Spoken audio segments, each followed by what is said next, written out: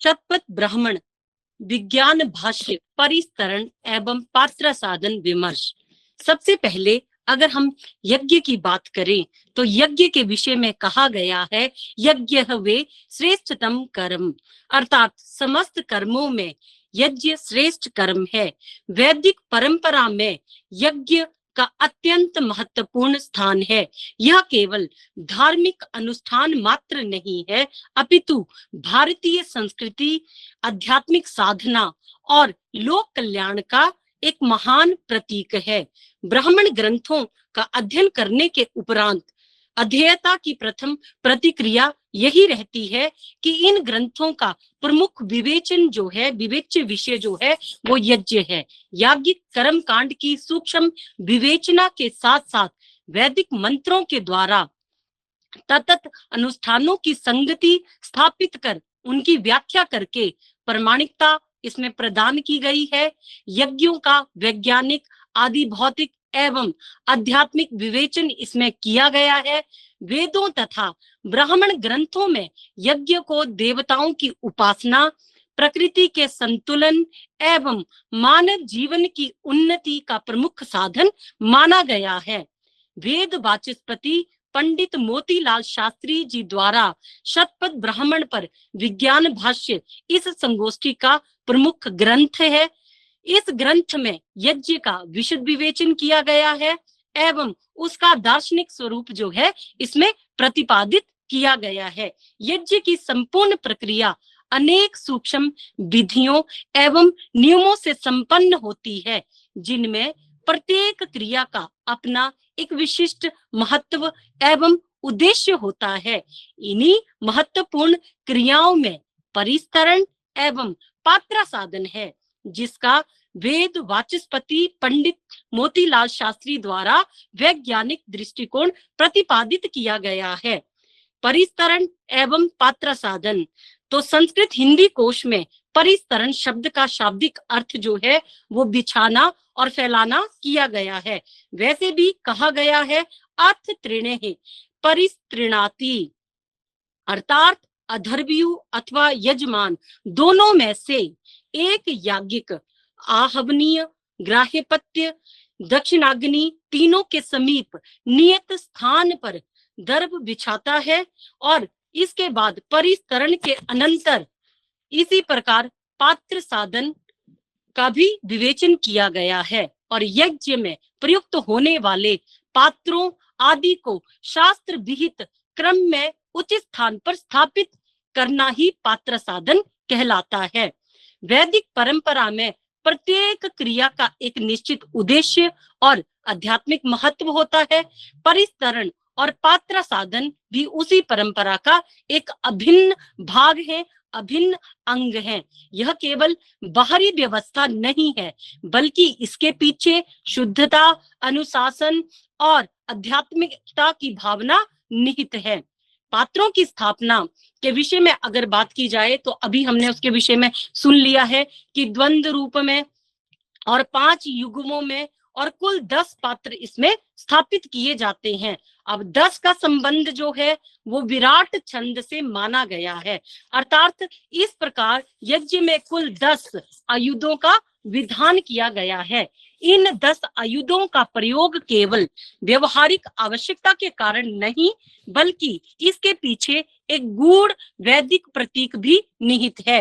वैदिक परंपरा के अनुसार विराट छंद 10 अक्षरों का होता है और वही यज्ञ तथा यश का प्रतीक माना जाता है। इसीलिए यज्ञ में 10 आयुधों का ग्रहण विराट छंद की पूर्णता और यश की प्राप्ति का द्योतक माना जाता है। वैदिक परंपरा में यज्ञ के प्रति श्रद्धा का आधार गूढ़ तत्व ज्ञान और वैज्ञानिक स्वरूप की समझ पर निर्भर करता है। जब इस ज्ञान का अभाव हो जाता है तब श्रद्धा भी धीरे धीरे क्षीण होने लगती है। प्राचीन काल में एक समय ऐसा आया जब लोगों ने यज्ञ विद्या के प्रति अविश्वास उत्पन्न हो गया।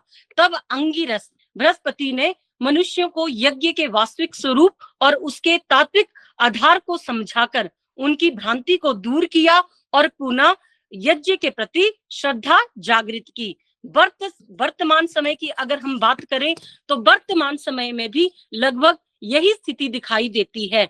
अनेक लोग यज्ञ कर्म का परित्याग कर चुके हैं और उसके फल के प्रति विश्वास नहीं रखते हैं, और इसका प्रमुख कारण है यज्ञ के पीछे निहित विज्ञान और सिद्धांतों का अज्ञान होना। वास्तव में यज्ञ अत्यंत सूक्ष्म और नियमबद्ध प्रक्रिया है, जिसमें थोड़ी सी भी अगर असावधानी हो जाती है तो पूरा का पूरा उद्देश्य जो है वो विफल हो जाता है। पिछले कई सहस्त्र वर्षों से वैदिक विज्ञान से संबंधित अनेक ग्रंथ जो हैं वो लुप्त प्राय हो जाने के कारण यज्ञ के वास्तविक स्वरूप से लोग दूर हो चुके हैं और उसे केवल औपचारिक कर्म कांड मानने लगे हैं। अतः आवश्यक है यज्ञ के वैज्ञानिक और तात्विक पक्ष का पुनः प्रचार किया जाए। इसी उद्देश्य से यहाँ विराट छंद के 10 अक्षरों के स्वरूप का उल्लेख करते हुए प्रतिपादित किया गया है कि वैदिक यज्ञ उस प्राकृतिक और आदि दैविक यज्ञ की प्रतीकात्मक प्रतिकीर्ति है जिसके आधार पर संपूर्ण सृष्टि का संचालन होता है। आध्यात्मिक, आदि दैविक और आदि भौतिक ये तीनों स्तर वस्तुतः एक ही मूल तत्व से उत्पन्न माने गए हैं। वैदिक दृष्टि में जिन आदि दैविक प्राणात्मक तत्वों को देवता कहा जाता है, उन्हीं से आध्यात्मिक जगत तथा आदि भौतिक जगत का निर्माण होता है। इसी कारण उपनिषदों में भी कहा गया है, जैसे कि हम ईशावास्य उपनिषद को लेते हैं तो उसमें भी कहा गया है ईशावास्यम इदम सर्वम यत् किंच जगतयाम जगत। उसी तरह से कहा गया है पूर्णमदः पूर्णमिदम, कि मतलब जो भी पूरा अर्थात तीनों लोकों में एक ही तत्व विद्यमान है, केवल उनकी मात्रा और विन्यास में भिन्नता के कारण उसके स्वरूप में विविधता दिखाई देती है। यज्ञ का वास्तविक अर्थ इन तीनों स्तरों अध्यात्म, आदिदेव और आदि भूत के परस्पर समन्वय से होता है।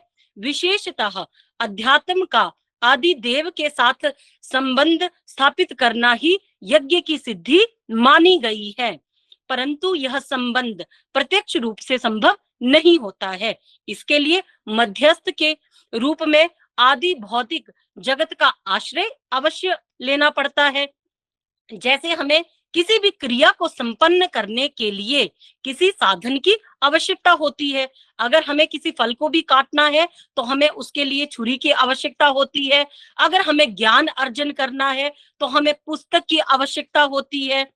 और अगर उसी प्रकार से अगर हमें यज्ञ करना है तो हमें उसके लिए भौतिक पदार्थों को लेना पड़ता है, जिसमें यज्ञ के लिए घृत, समिधा, अग्नि आदि भौतिक पदार्थ जो है उसका माध्यम बनते हैं, जिसके द्वारा आध्यात्मिक और आदि दैविक तत्वों का संबंध स्थापित होता है। इस संबंध की स्थापना में छंद का विशेष महत्व है। छंद प्राण देवताओं के स्वरूप का रक्षक माना गया है और वही अधिभूत को अधिदेव से जोड़ने में समर्थ बनता है। वैदिक परंपरा के अनुसार प्रारंभ में एक ही देवता अग्नि माना गया है, जो भिन्न भिन्न छंदों जैसे गायत्री, त्रिष्टुप और जगती के प्रभाव से अग्नि, इंद्र और आदित्य जैसे विविध देव स्वरूपों में प्रकट हुआ। इस प्रकार छंद की शक्ति से देवताओं की विविधता का उद्भव माना जाता है। इसके उपरांत शतपथ ब्राह्मण के विज्ञान विमर्श भाष्य में छंद की महिमा के कारण एक ही मूल देवता अनेक रूपों में प्रकट होता है, इस विषय का उल्लेख प्राप्त होता है। वैदिक दृष्टि के अनुसार प्रारंभ में केवल एक ही देवता अग्नि का अस्तित्व माना गया है, जो विभिन्न छंदों के प्रभाव से क्रमशः 3 और 3 से 33 और आगे चलकर 33 कोटि देवताओं के रूप में व्यक्त होता है। इसी आधार पर यह कथन किया गया है अग्नि ही सर्वा देवता, अर्थात समस्त देवता मूलतः एक अग्नि तत्व की विविध अभिव्यक्तियां हैं। इस प्रसंग में छंद की अवधारणा के भी विश्लेषण यहाँ पर किया गया है। यहाँ छंद को किसी वस्तु के विशिष्ट परिमाण, संरचना या आयतन के रूप में समझाया गया है, जो किसी पदार्थ के नाम, रूप और क्रम को एक निश्चित सीमा में व्यवस्थित कर उसे अन्य वस्तुओं से भिन्न बताता है। इस प्रकार जो वस्तु हमें दिखाई देती है वह वास्तव में छंद द्वारा नियोजित नाम, रूप, क्रम की समष्टि मानी गई है। इसके साथ ही रूप के दो भेद, वर्ण रूप और आकार रूप का भी उल्लेख इसमें किया गया है। जैसे हमें दिखाई देता है काला, पीला, सफेद, नीला आदि रंगों से संबद्ध रूप को वर्ण रूप कहा गया है, जबकि जो हमें आकार दिखते हैं जैसे गोल, लंबा, चौकोर, त्रिकोण आदि, ये संरचनात्मक रूप आकार रूप के अंतर्गत आते हैं। आकार रूप का संबंध त्वष्टा नामक प्राण देवता से माना गया है, जो वस्तुओं को विशेष आकार प्रदान करने वाला तत्व है। इसी कारण इसे रथकार भी कहा गया है। और इस संदर्भ में त्वष्टा वे रूपाणी विकिरोति, यह वैदिक वचन उद्धृत किया गया है। इसके अतिरिक्त वर्ण रूप के अधिष्ठाता देवता के रूप में इंद्र का भी उल्लेख किया गया है। और यहाँ यह विचार प्रस्तुत किया गया है कि वस्तुओं में दिखाई देने वाले विभिन्न रंग वस्तुओं के अपने नहीं होते, बल्कि सूर्य की किरणों के प्रभाव से उत्पन्न प्रकाश रूप अभिव्यक्तियां होती हैं। सूर्य की प्रत्येक किरण में अनेक रंग निहित होते हैं, जो विभिन्न परिस्थितियों में अलग अलग रूप में प्रकट हो जाते हैं। इस प्रकार रंगों की विविधता का संबंध सूर्य प्रकाश के विभाजन से जोड़ा गया है। इस अंश में वैदिक ज्योतिष के आधार पर पृथ्वी, सूर्य और खगोलीय वृत्तों का भी वर्णन किया गया है। श्रुतियों के अनुसार पृथ्वी के परिभ्रमण वृत्त के मध्य में एक कल्पित रेखा मानी गई है, जिसे वैदिक परिभाषा में बृहति छंद कहा गया है। ज्योतिष शास्त्र में यही विषुववृत्त तथा आधुनिक विज्ञान में भूमध्य रेखा, जिसे इक्वेटर कहते हैं, कहलाती है। यह रेखा खगोलीय मंडल को उत्तर और दक्षिण दो भागों में विभाजित करती है। इसके उत्तर और दक्षिण भागों में निश्चित दूरी पर अन्य वृत्त भी माने गए हैं, जिनके भीतर ग्रहों और नक्षत्रों की गति का क्षेत्र माना जाता है। इन्हीं वृत्तों को वैदिक परंपरा में 7 छंदों गायत्री, उष्णिक, अनुष्टुप, बृहति, पंक्ति, त्रिष्टुप और जगति के रूप में निरूपित किया गया है। प्रतीकात्मक रूप से इन्हें सूर्य के रथ के साथ घोड़े भी कहा गया है। तदनंतर छंद, आकार और पदार्थ के संबंध का यहाँ पर विवेचन किया गया है। यहाँ बताया गया है कि छंदों के अक्षरों का संबंध वाणी के दोनों रूपों, शब्द और अर्थ से भी है। प्रसंग बस सूर्य के रथ के साथ घोड़ों के रूप में विभिन्न छंदों का भी उल्लेख किया गया है, जिससे यह संकेत मिलता है कि वैदिक साहित्य में छंदों का संबंध केवल काव्य से ही नहीं है, बल्कि ब्रह्मांडीय व्यवस्था से भी जोड़ा गया है। इसके बाद वस्तुओं के 2 प्रकार के रूप बताए गए हैं, आकार रूप और वर्ण रूप। आकार रूप के अधिष्ठाता त्वष्टा माने गए हैं, जबकि वर्ण रूप के अधिष्ठाता इंद्र हैं। छंद का संबंध विशेष रूप से आकार से माना गया है, क्योंकि संसार की प्रत्येक वस्तु किसी न किसी आकार में दिखाई देती है। वास्तव में आकार ही वस्तु को पहचान प्रदान करता है। इसी के आधार पर मनुष्य विभिन्न वस्तुओं जैसे मनुष्य, पशु, वृत्त या भवन, इन सब में भेद कर पाता है। वैदिक सांकेतिक भाषा में आकार या छंद को वयोनाथ कहा गया है, जबकि छंद से युक्त नाम, रूप और कर्म की समष्टि को वय कहा जाता है। इन दोनों के संयुक्त रूप को वयुन कहा जाता है। इस प्रकार संसार के सभी पदार्थ वयुन है, जिनमें छंद और उससे निर्मित वस्तु रूप दोनों का समावेश रहता है। अंत में ये स्पष्ट किया गया है कि देवताओं की विविधता का कारण भी छंदों की भिन्नता ही है। जैसे एक ही जल अलग अलग स्थानों जैसे कुएं, बावड़ी, घड़े या समुद्र में भिन्न रूप और गुण धारण कर लेता है, वैसे ही एक ही मूल तत्व विभिन्न छंदों के कारण अनेक रूपों में प्रकट होता है। इस प्रकार छंद भेद को ही वस्तुओं और देवताओं की विविधता का मुख्य आधार माना गया है। छंद को यहाँ परिमाण अथवा आयतन के रूप में स्वीकार किया गया है, जिसके मैडम से एक संहार करने की कृपा करें, कृपा करके। हाँ जी, बिल्कुल बिल्कुल, बस मेरा अभी समाप्त ही हो रहा है।